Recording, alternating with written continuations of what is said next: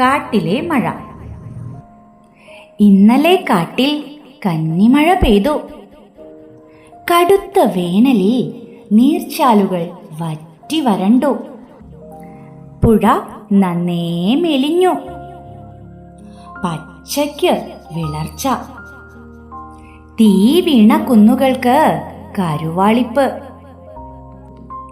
ആദ്യമാരും ശ്രദ്ധിച്ചില്ല.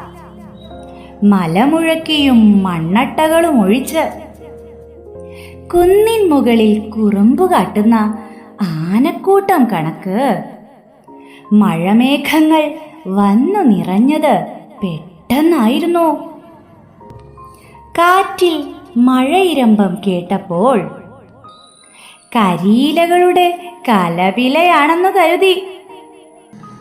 കൊമ്പുകളെ പിടിച്ചു കുലുക്കി കാറ്റ് കടന്നു പോയപ്പോൾ അറിഞ്ഞു, എവിടെയോ പെയ്യുന്നുണ്ട്. കാറ്റിന്റെ രണ്ടാം വരവിൽ ആദ്യ തുള്ളികളും എത്തി. ഇലച്ചാർത്തുകൾ ഏറെ നേരം പ്രതിരോധിച്ചു. പിന്നെ ആകാശവും ഇലകളും കാട്ടിലേക്ക് പെയ്തിറങ്ങി.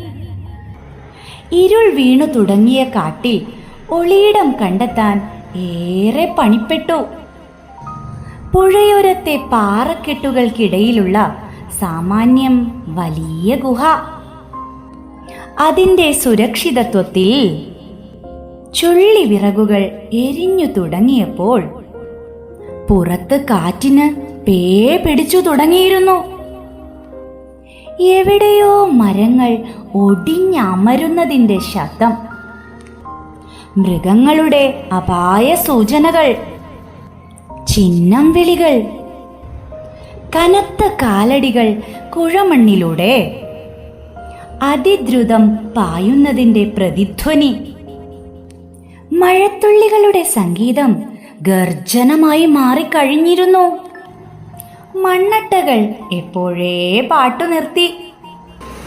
അപായ സൂചനകളില്ല, ചിഹ്നം വിളികളില്ല, കാൽ പെരുമാറ്റങ്ങളില്ല. കാറ്റിന്റെ അലർച്ചയും മഴയുടെ മുരൾച്ചയും മാത്രം. പുഴയ്ക്ക് ജീവൻ വെച്ചു തുടങ്ങിയിരുന്നു. പുഴയുടെ നിറം തുടുത്തു. കുന്നിലും മേട്ടിലും നിന്നായി നൂറുനൂറ് നീർച്ചാലുകൾ പുഴയിലേക്ക് അരിച്ചിറങ്ങുന്നുണ്ട്. ഇരുട്ടിൽ ശബ്ദം മാത്രമായിരുന്ന അവ നിലാവുദിച്ചതോടെ കാഴ്ചകളുമായി. മരങ്ങളിൽ നിലാവു പെയ്തിറങ്ങിയതോടെ മഴയ്ക്ക് നിറക്കൂട്ടായി. പച്ചപ്പുകൾക്കിടയിൽ മിന്നാമിനുങ്ങുകളുടെ കൂട്ടം.